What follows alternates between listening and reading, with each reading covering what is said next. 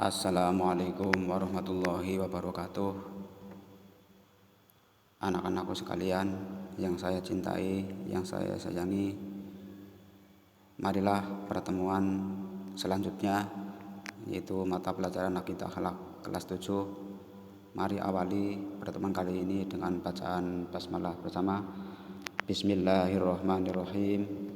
Mudah-mudahan atas bacaan basmalah semoga kita semua bisa mendapatkan ilmu yang bermanfaat. Amin Allahumma amin. Baiklah, untuk bab yang berikutnya yaitu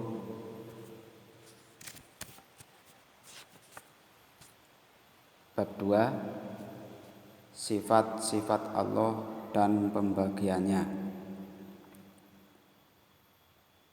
Yang pertama, sifat wajib dan mustahil Allah Subhanahu wa taala. Pengertian dan sifat-sifat wajib serta mustahil Allah. Yang dimaksud sifat wajib Allah Subhanahu wa taala ialah sifat-sifat yang pasti dimiliki oleh Allah Subhanahu wa taala yang sesuai dengan keagungannya sebagai pencipta alam seisinya.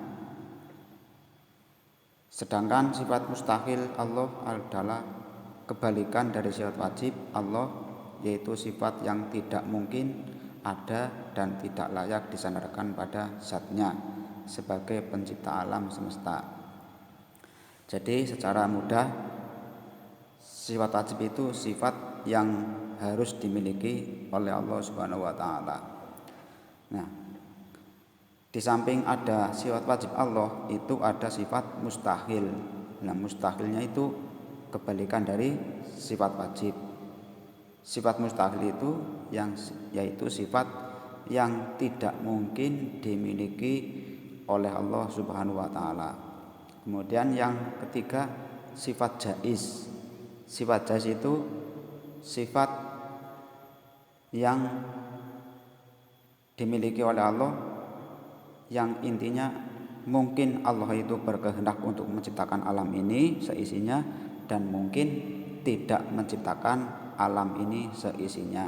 Itu jaiznya ya, sifat wenang ya. Itu sifat-sifat Allah dan pembagiannya.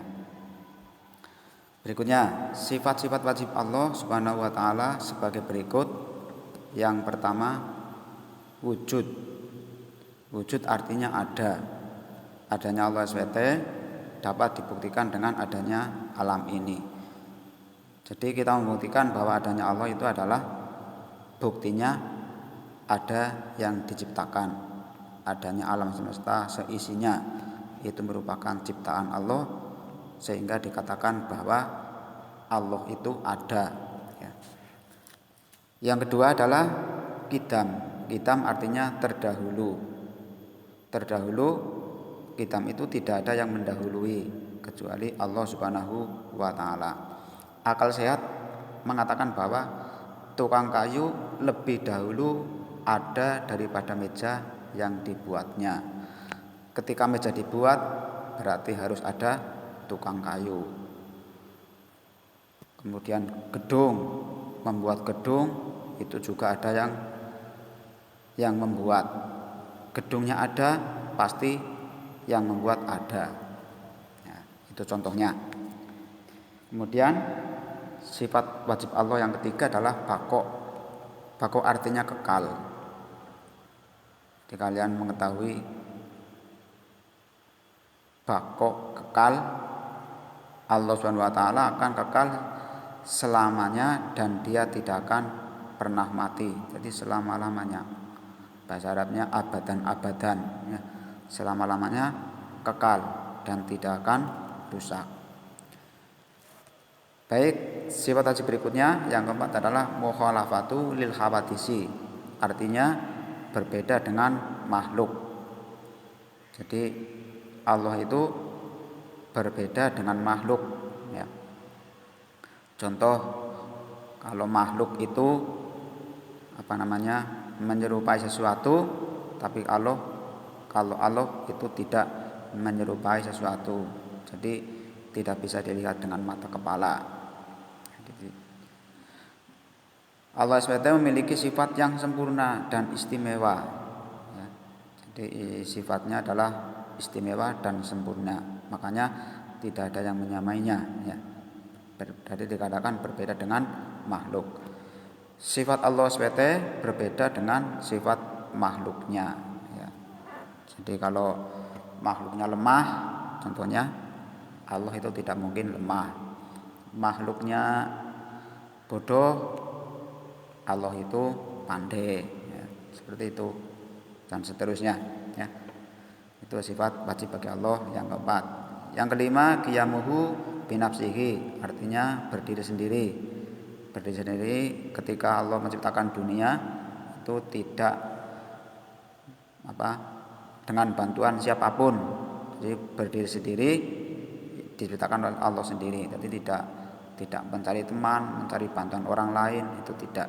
Dia tidak memerlukan bantuan dari kekuatan lain, ya, karena mempunyai kekuatan yang ada pada dirinya, pada diri Allah Subhanahu wa Ta'ala sendiri. Berikutnya yang keenam, wahdaniyah, artinya esa. Manusia dituntut untuk meyakini bahwa wujud Allah Maha Esa. Esa artinya satu. Ya. Jadi ketika sifat Allah itu esa, maka yang lain tidak ada. Ya. Bagaimana seandainya Allah itu 2, 3, ya, nanti repot. Ketika sekarang musim kemarau, sebagian sana kepengen hujan, ya, itu contohnya. Ya. Itu contoh sifat esa. Wahdaniyah esa artinya satu. Ya. Ketika berkeinginan itu satu, tidak ada yang keinginan lain. Yang ketujuh, sifat wajib bagi Allah kudrat, artinya kuasa. Kuasa Allah Subhanahu wa Ta'ala di atas segala-galanya. Jadi tidak ada yang menandingi daripada sifat kekuasaan Allah Subhanahu wa Ta'ala, namanya kudrat atau kudrat. Berikutnya yang ke-8, iroda, artinya berkehendak, berkeinginan. Kehendak Allah Subhanahu wa Ta'ala pasti terlaksana karena Dia Maha Kuasa. Jadi kalau sudah Allah berkeinginan, berkehendak, itu tidak ada orang lain yang bisa mencegah, ya. Selalu terjadi karena kehendak Allah Subhanahu wa Ta'ala. Berikutnya sifat wajib Allah yang ke-9 adalah ilmun, artinya mengetahui. Allah Subhanahu wa Ta'ala adalah pencipta alam ini dan Dia mengetahui semua ciptaannya, ya. Jadi semuanya Allah mengetahui ciptaannya, mulai dari berdirinya dunia ini, ya, serta isinya, sampai besok hari kiamat rusaknya, ya. Itu semuanya mengetahui karena yang menciptakan Allah Subhanahu wa Ta'ala. Berikutnya yang ke-9, yang ke-10, sifat wajib bagi Allah hayat, artinya hidup. Dia yang mengatur semua kehidupan makhluk hidup. Jadi semuanya diatur oleh Allah Subhanahu wa Ta'ala. Diatur semuanya, dicukupi oleh Allah Subhanahu wa Ta'ala, ya. Dari ciptaan Allah, mulai dari hewan yang paling kecil sampai hewan yang paling besar, itu semuanya adalah diatur oleh Allah Subhanahu wa Ta'ala, mati dan hidupnya. Berikutnya yang ke-11, sifat wajib bagi Allah adalah sama, artinya mendengar. Walaupun jumlah suara manusia ratusan juta, bahkan tidak bisa dihitung, semua akan didengar oleh Allah Subhanahu wa Ta'ala. Meskipun di dalam tanah, di dalam bumi yang sangat dalam, di atas langit yang sangat tinggi, yang manusia tidak tahu, tetap Allah itu selalu mendengar dengan apa yang Allah ciptakan semua.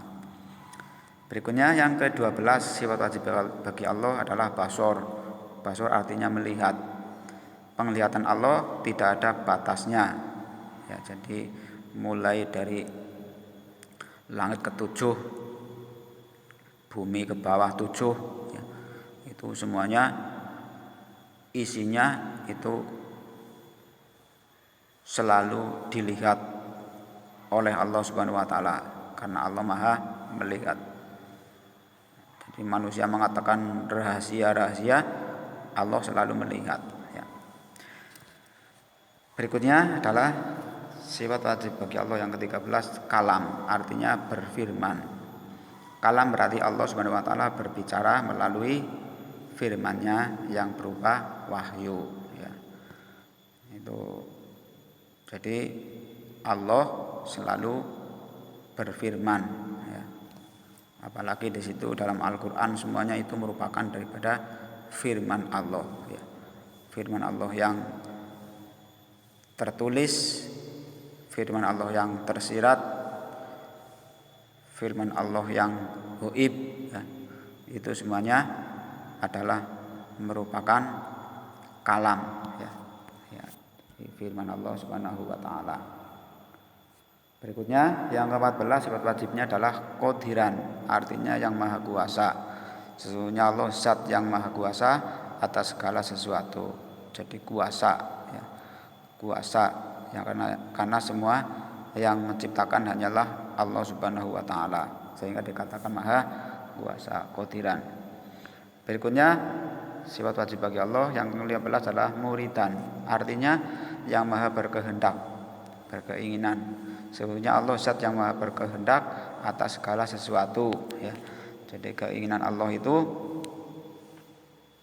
yang diberikan kepada makhluknya atau ciptaannya, semuanya sesungguhnya merupakan kehendak Allah Subhanahu wa taala. Yang ke-16 sifat wajib bagi Allah adalah aliman, artinya yang maha mengetahui. Sesungguhnya Allah zat yang maha mengetahui atas segala sesuatu. Jadi mengetahui dari yang dari yang nyata sampai yang tidak nyata, yang kelihatan dan yang tidak kelihatan, Allah selalu mengetahui. Yang dirahasiakan manusia juga Allah selalu mengetahui. Itu aliman. Kemudian yang ke-17 sifat wajib bagi Allah adalah hayan. Hayan artinya yang maha hidup.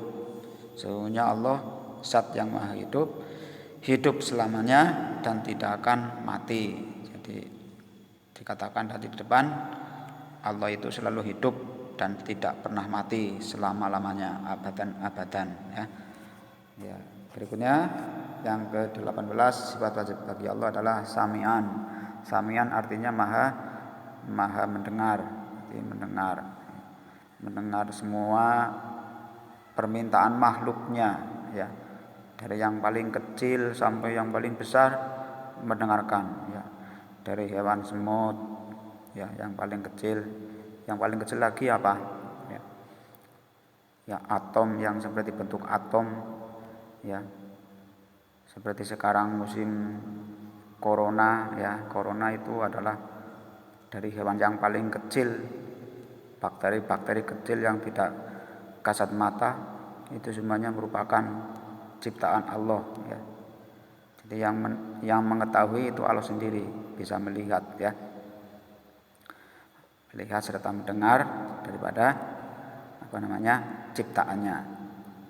Yang ke-19 adalah sifat wajib bagi Allah basiran atau basiron, artinya yang maha melihat. Karena Allah itu selalu melihat dimanapun tempatnya, ya. Penglihatan Allah itu di mana-mana dan seluruh dunia akan kelihatan. Sesungguhnya Allah adalah zat yang maha melihat atas segala sesuatu. Kemudian yang ke-20 adalah mutakaliman, artinya yang maha berfirman. Sesungguhnya Allah zat yang maha berkata-kata atau maha berfirman. Jadi berfirman itu termasuk di dalamnya Al-Quran, ya. Al-Quran itu semuanya menunjukkan firman Allah. Al-Quran itu yang terdapat terdapat 30 juz, terdapat 114 surat dan 6.666 ayat, ya. Itu kalau tidak salah dalam Al-Quran itu semuanya merupakan firman Allah Subhanahu wa taala yang diberikan kepada Nabi Muhammad SAW lewat malaikat Jibril alaihi salam yang disampaikan kepada para makhluknya atau para umatnya, itu mutakaliman ya. Ya, yang Allah itu maha berfirman. Ini semuanya merupakan sifat wajib bagi Allah yang 20 yang wajib kita ketahui dan kita pelajari ya. Baiklah, untuk mengakhiri mata pelajaran akidah akhlak kali ini, marilah kita melakukan ya, sifat wajib bagi Allah supaya kita selalu hafal yang biasanya kalian untuk puji-pujian ketika menjelang sholat fardu. Baik, marilah bersama-sama bismillahirrahmanirrahim. Allah wujud kita bako mukhalafatu lil hawadisi qiyamuhu binafsihi wa taniyah qudrah iradat ilmu hayat sama basar kalam qadiran muridan aliman hayan samian basiran mutakaliman. Ya, tentunya dengan kalian menghafalkan ini mudah dihafal ya, sifat wajib bagi Allah yang 20 ya. Baik, silahkan kalian hafalkan mulai dari wujud, qidam, baqo, mukhalafatul lil khawatisi, wal qiyamu bi nafsihi, wahdaniyah, qudrat, iradat, ilmu, hayat, sama, basor, kalam, qadiran, muridan, aliman, hayan, samian, basiron, mutakaliman. Baiklah, silahkan kalian belajar ya di buku Aqidah Akhlak kelas 7, di buku LKS Aqidah Akhlak kelas 7, di Mbah Google, kemudian di sumber-sumber lain yang berhubungan dengan Aqidah Akhlak kelas 7. Silahkan kalian mencari. Selamat belajar. Terima kasih sampai di sini. Saya akhiri. Wassalamualaikum warahmatullahi wabarakatuh.